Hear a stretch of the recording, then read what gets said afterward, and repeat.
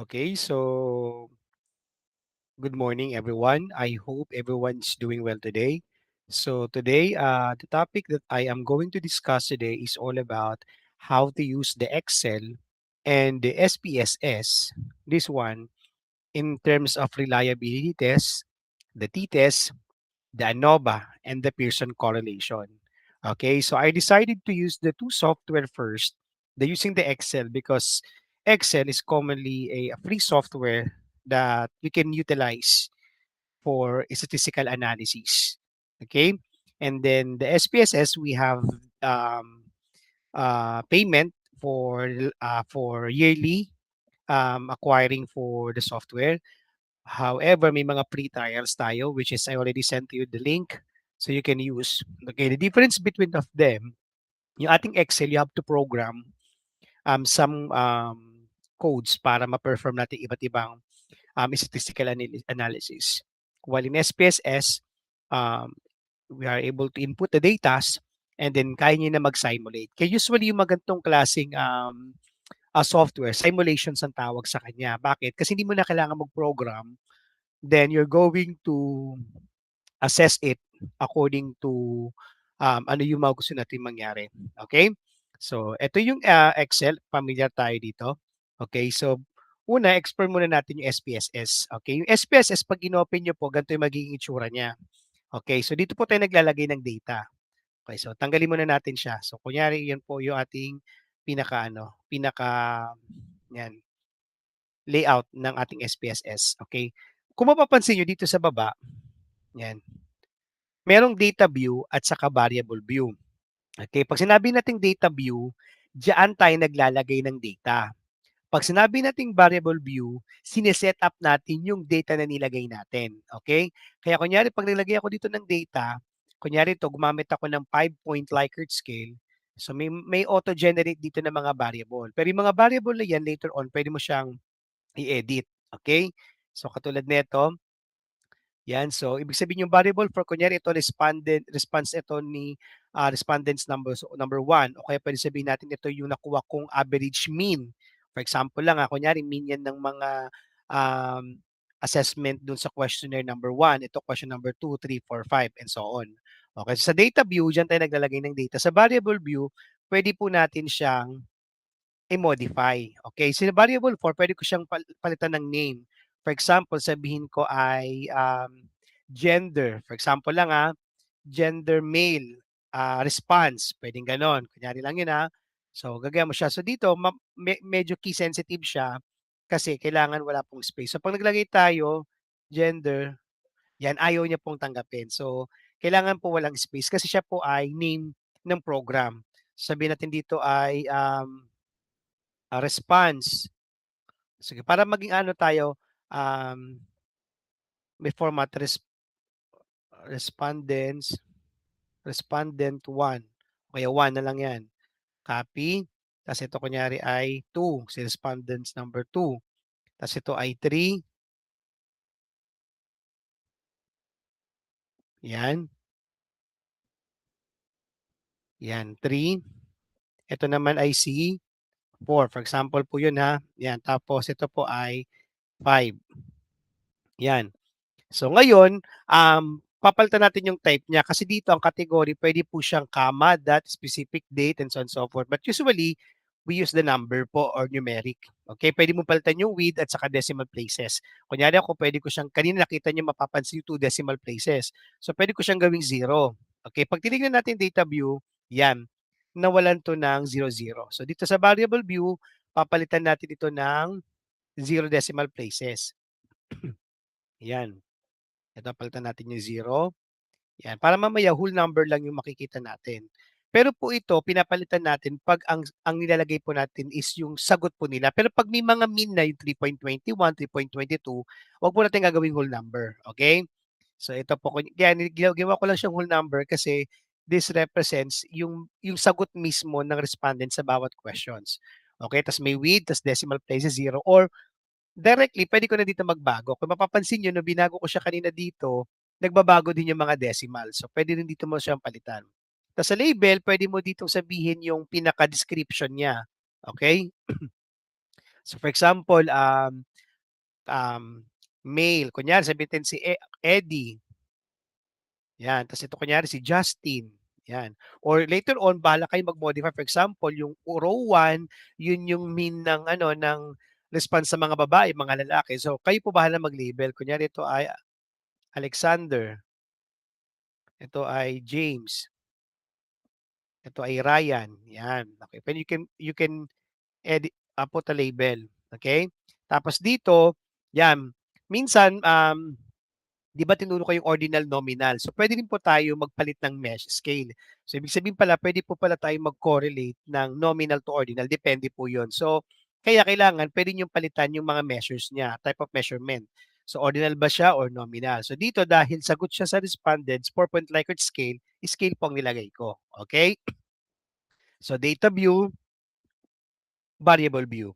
Kasi sa data view, makikita mo respondents 1, 2, 3, 4, and 5. Okay.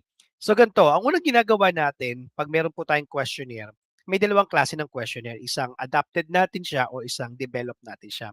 Pero para malaman natin yung reliability test, gumagamit tayo ng SPSS to check kung yung questionnaire ba ay karapat-dapat na gamitin sa susunod na pag-conduct ng research. So in short, hindi pala basta-basta gumagawa ng questionnaire.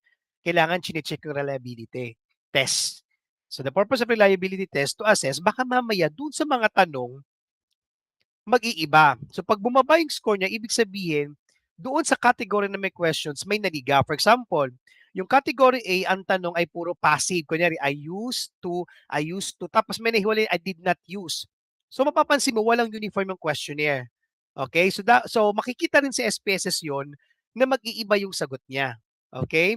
So sa reliability test, bababa siya kasi ibig sabihin, doon sa category na yon may nahiwalay na hindi dapat kasama. Okay? So for example, ay gumamit ka ng I did not. So dapat puro I did not ang gagamitin mo. So yun po ay sa language editing. Pero sa statistician, sa statistics, sa reliability test, makikita din po yun. Kasi ang makikita dyan, yung question 1 to 5, 6 kunyari, puro I used to, tapos 7 I did not use, makikita niya po yung fluctuation ng pagkakaiba po niya. Kaya we use the reliability test. Okay? So sa Excel, meron po yan. Kunyari wala kang SPSS, gumawa po ako ng program dito. Yan, gumawa ako ng program. Yan, gumawa ako ng program. So, ang unang step po, nakalagay step number 1, kukunin natin yung var S, variability. So, ginawa ko dyan, sa bawat sagot po, kukunin po natin yung variability. So, nilagay ko din yung variability sample, dahil yung yun po yung specific response. So, ito po yung code, var.s, tapos i-highlight mo yung sagot niya. Okay. So, pag lahat po yun na var S mo na, variability yung bawat respondent yan, ang gagawin po ngayon, step number 2 ay, yan, i-average mo naman po siya. Kaya nakalagay dito, step number 2 is variability ng total score. So dito sa total score, 20 kasi yan po ay sum ng respondent number 1. Ito pong Q1, I'm so sorry, yung Q1 po is the per questionnaire. Okay? So we have step number 1, we get the var S per question, and the total score, we get the sum of respondents. So kung meron tayong 5 category, 5 questionnaire, so sinasampo natin yon. Okay, so that will be step number 2. Step number 3, yan. So ang gagawin natin dito ay isasum natin yung nakuha natin na variability sa bawat questions kasi ibabangga natin siya sa bawat respondents. Okay? Ulitin ko, step number 1, kinuha yung mga var S ng bawat questions. Question number 1, 2, 3, 4, 5. Kunyari, category 1 ito. Okay, next. Step number 2, kinuha rin yung var S ng total score. Step number 3, pinagsama-sama yung nakuha natin sa var S about questionnaire. And step number 5, yan. Ito po yung formula yan, na ginagamit po pag titignan nyo sa internet, yung formula po ng reliability test. Okay? So yung meron tayong 5 over 5 minus 1 kasi we have 5 questions times 1 minus G14, which is the G14 is yan yung sum na ito ng total and so on. So para hindi kayo malito, i-copy nyo lang yung formula na ito. Pero makikita nyo po sa internet or sa iba't ibang resources ang formula ng reliability test. Okay? So ang ano ko po diyan, ang reference ko diyan ay si Cronbach Alpha po, okay?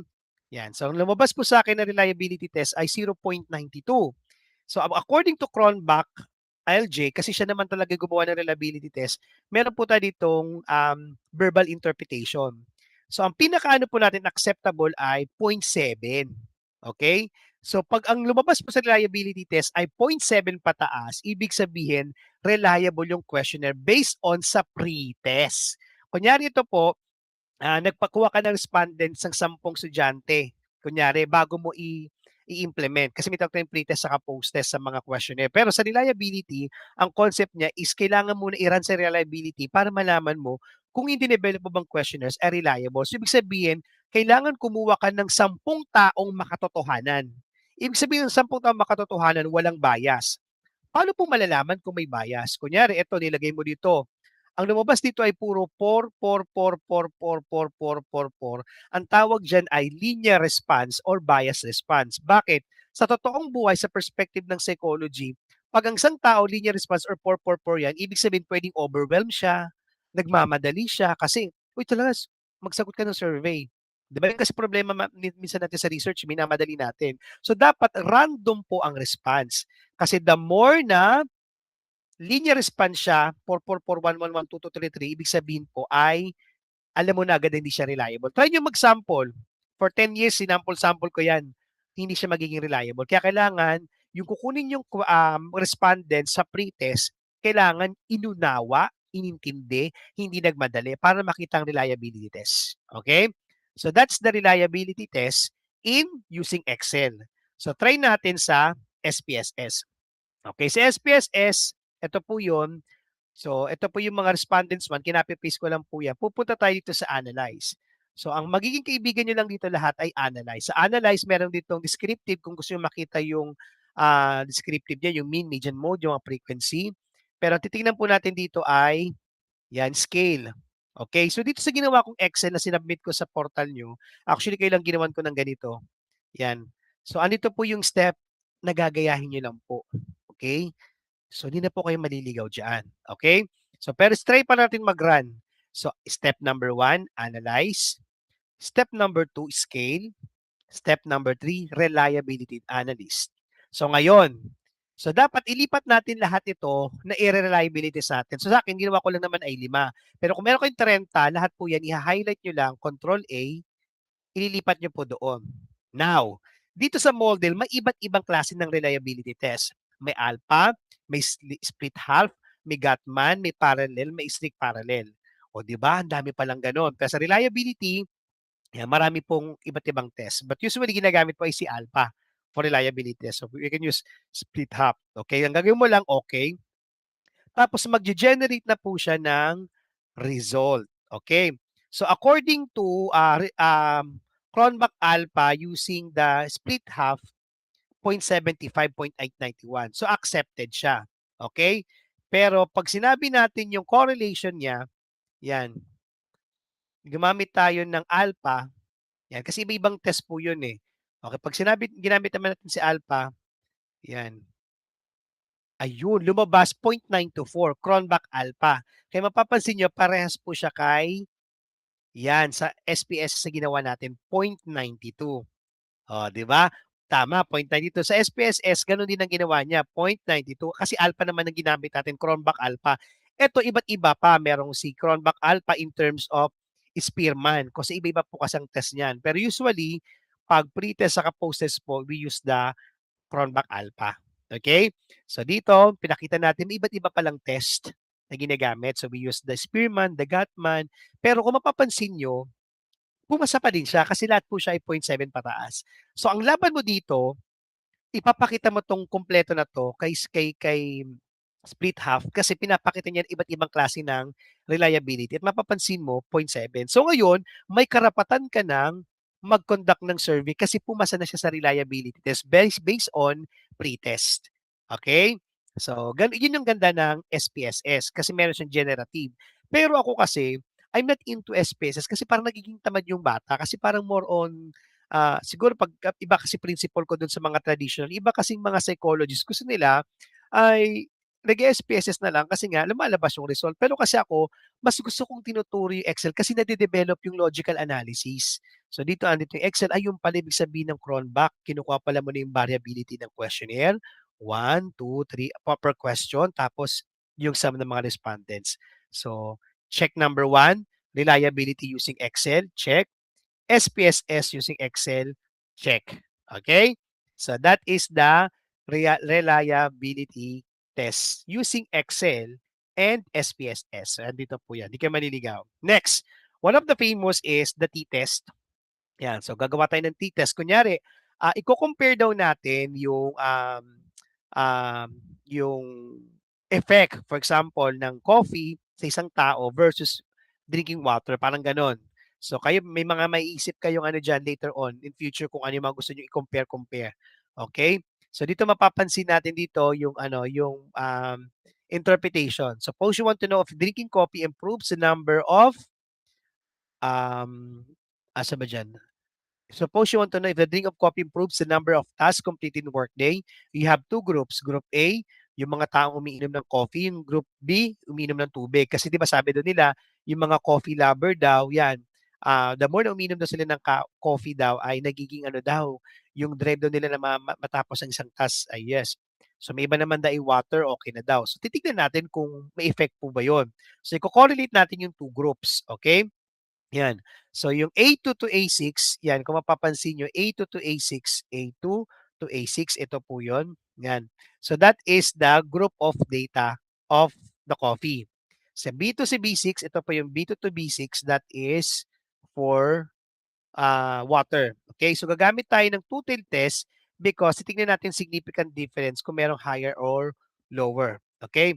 So dito ang ginawa po sa formula yan, ite-type mo lang t.test, yan, t-test kasi gumamit ka ng t-test. Kung mapapansin nyo, sa Excel di kayo maliligaw kasi meron siyang template na sinusunod. T-test, tapos bibigyan kanya ng parameters. Okay? So array 1, ibig sabihin yung unang group, so i-highlight mo yon kaya C4 to C8. Tapos ito naman ay array 2, D4 to D8, i-highlight mo lang. Okay? Yung nakikita mong blue, that ibig sabihin yan yung highlight mo. Wag ka, hindi kayo maliligaw kasi meron siyang kama. Array 1, ito po yun. Array 2, ito yon pula. Tapos tail. Dahil sinabi daw po na pag ganito nagko-compare tayo, we're going to get the difference. So gagamitin natin ay two-tail. Okay? Tapos yung type, yan, 3. So ibig sabihin independent samples with an equal variance. Bakit? Kasi itong ginagamit nating two-test, wala naman tayong binigyan na justifications. Ibig sabihin lang dito ay kinukuha lang natin yung number ng completed task. Wala naman diyan, hindi ka naman gumamit ng 4-point Likert scale. So ibig sabihin, nominal to nominal or pwedeng ordinal to ordinal. So dito, frequency versus frequency. So we'll be using two-tailed. So siya daw, yung unang respondents, 12 to 8, 15 to 10, 14 to 9, 10 to 7, 13 to 11. So kung mapapansin mo agad, upon looking of the data, alam mo na may difference. Bakit? Kasi ito, mas maraming natapos. Ito ay konti. So how to prove in t-test? Okay, so yan. Okay, yan na-type ko lang yan. So lumabas po dito using the t-test is 0.0009. Okay. So yung 0.9 yan. So meron po tayong condition sa t-test. Pag siya po ay that later than 0.005, ibig sabihin wala po siyang significant difference. Kaya kung mapapansin mo mga verbal interpretation sa t-test, yan, ikukumpara mo pa siya 0.05. Okay? So tinuro ko dito sa Excel kung paano po nakuha yan. Okay? May dalawang pamamaraan. Yung unang pamamaraan, ito, yan, mano-mano. Sa pangalawang pamamaraan, pwede kang pumunta dito sa step number 1, click data. Tapos pwede kang pumunta ng data analysis. Yan, data analysis. Tapos dito, meron dito yung mga ANOVA, mga t-test, and so on. So dito yung two-paired, one-paired, and so on and so forth. Okay? So pag sinabi mong two-paired sample means and equal variance, ito po yun. Yan. So si variable 1, pwede mong i-highlight ito. Yan. Tapos enter. Yan. Tapos ito, variable 2, click. Ito yung variable mo, click. Enter. Tapos, nandito naman yung label, yung alpha natin, 0.05 kasi that is the standard. So, pag kinilik mo siya, magge-generate siya ng response. Okay? So, ito po, 0.017 and so on and so forth. Okay? So, that is unvariance. Okay. So, next. Paano naman kung gagamitin natin yung um, unequal variance? Yan. So, highlight ulit, enter. Tapos ito, highlight ulit, enter. Okay. So, paano po 'pag hindi balance? Kunyari, yun nga, isasabi ng multiple linear regression, paano hindi balance? So, pwede pa rin do'n, pero maapektuhan yung result. Okay? Kaya dapat lagi kang paired yung ating results para iwasan mo yung, ah, maiwasan natin yung biases. Kaya ako gano'n yung suggest ko, 'pag magko-correlate ka, make sure mo kung 10, 10. Kasi 10 sa 7, alam mo ng una pa lang gagana yung mathematical equations, pero in reality 10 ive-versus mo sa 7, 'di ba, hindi siya makatotohanan. So, make sure if you compare, dapat balance yung ating kino-compare, okay? So, that t-test. Sa SPSS, 'yan. So, kung punta ng SPSS, andito po yung step. So, analyze, 'yan. May 'pag chineck niyo po isa-isa 'yan, huwag kayong matakot mag-click ng isa-isa kasi hindi naman 'to sumasabog or hindi naman 'to nagkakamali. Okay, so hindi yung regression later on sa future gagamitin yung multiple linear regressions, may linear, okay, scaling, 'yan. So pupunta tayo ngayon dun sa compare means, 'yan. So compare means kaya kunyari t-test, one sample t-test, so may iba't iba tayo dito. 'Yan, so for example, 'yan kung lahat ng response 'yan, kunyari gusto mo yung limang category, ikukunin mo yung t-test niya, puwede rin po yun. Pero usually, dalawa-dalawa, 'yan, 'yan. Tapos 'yan, so mapapakita dito yung mga standard deviation saka mean error. So usually makikita mo yung significant tails, ayan oh, so meron siyang upper tsaka lower. So ibig sabihin yung t-test nila meron 'tong mean at 10.59, 11, 11.12, 12.42 at saka 3.55. Pero kung mapapansin mo, zero. Ibig sabihin wala silang significant relationship. Okay, pero meron silang mean difference of 3.6 yung pagkakaiba-iba nila. So the lower and the upper indicates the 95% confidence of interval between difference. Ibig sabihin, nung pinagsama-sama yung mga sagot nila, yung pinaka-lower mean ni Eddie is 2.83 at yung upper is 0.37 because kinumpare yung mean niya doon sa lahat. Okay? So, ganito po yung t-test pag multiple ang kino-compare mo. Okay? Pero pag dalawa lang, okay, yan. So, pwede ka pang yan, mag-test na mag-test. So, meron tayo ditong t-test, compare means. Pero usually kasi, sorry, hindi naman means kasi pinakita natin eh, response. So, kaya ganun yung lumabas sa result. Kaya pag may means, dapat yun yung parang 3.26, yan. Ah, yung kanya 3.26, yan. So, magbigay tayo ng mga rumble-rumble na number dyan. So, 4.45, 1.23, yan. Magkaroon tayo ng random na ano, na data. So 1.25 for example, 3.45, 4.32. Ito po ay sample lang ha, 3.5. For example, ito yung dalawang group. Okay, so pwede kong palitan yung label niya. Kunyari sabi ito ay coffee, kunyari ito ay water, average of mean, kunyari marami kang respondent, tapos kinukuha mo na lang yung total mean nila. So pwede mong gawin dyan, analyze, okay, tapos asa na yun? Compare means, t-test, okay. So, 'yan. 'Pag ito naman, puwede mo siyang ibalik lahat. Going back lang tapos coffee, 'yan, and water. Okay. So, test. So, gano'n din lalabas niya. Ipapakita niya yung standard mean error at saka yung kaniyang yang significant difference using two tails. So, 0.4 ang lumabas. So, medyo mababa kasi dapat greater than or equal to 0.05. Okay, so doon makikita agad kung meron yung significant difference or wala. So numeric ang pinapakita dito 'pag pinakita yung means. Kasi makikita mo agad ito 1.20, 2.45. So typically makikita mo agad sa yung mga statistic makikita agad nila sa unang kita ng means. Pero it will support based on the SPSS. Okay, so kunyari kung gusto mong gumamit ng Pearson correlation or regression, so meron pa rin din ito. So may tinatawag tayong mga non-parametric test. Ito tuturo na to sa higher year ng psychology. Okay, pero usually hindi naman ano na yan, mga pang-masteran na yan. Although, ginagamit natin yung chi-square 'pag non-parametric. For example, kinompare mo yung ranking, kunyari yung grades dun sa isang ano, sa isang hindi niya kaparehas. So usually ganun, dun tayo nagkakaroon ng non-parametric test saka parametric test. So, meron tayong correlation dito, 'yan. Okay, so paano naman po sir yung 'yan, SPSS, okay, using ANOVA. So, sa ANOVA, 'yan, another example tayo. For example, meron tayong online A, workshop B, at manual C. Meron tayong tatlong category. Okay? So imagine you are manager testing the three different training programs to see which one of helps employees learn a new software fastest. So group 1, online video training, workshop B, and manual C. So yung mga sagot nila po yan yun po yung mga test nila sa pagkakaiba. Okay, so gumawa ko dito ng step sa ano sa Excel muna. So step number 1, click data, tapos punta tayo sa data analysis. So dito meron po dito si ANOVA. So mamimili ka kung factor, two-factor replication, or without reflection. So typically ginagamit po natin is single factor. Okay, so dito makikita natin yung input range. For example ay yan, nilagay natin to lahat kasi yan yung parang tatlong group.